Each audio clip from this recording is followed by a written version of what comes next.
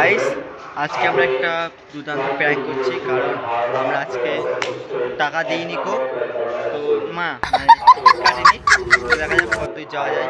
আর আমার সাথে আছে এই ছেলেটা।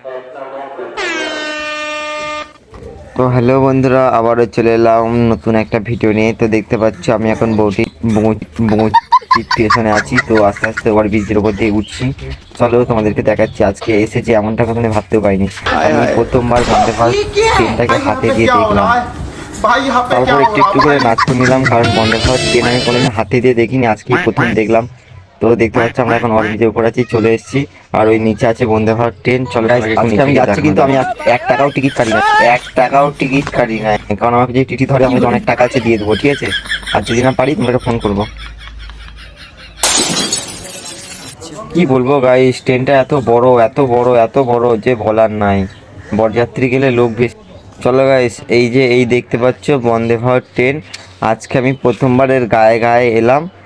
ভেতর দেখে মনে হচ্ছে আয়নাগুলো কিছু দেখা যাচ্ছে না, কিন্তু ক্যামেরা দিয়ে সব কিছু ভেতরে দেখা যাচ্ছে। কেউ নেই কো, অসাধারণ, বড়লোক ভাব।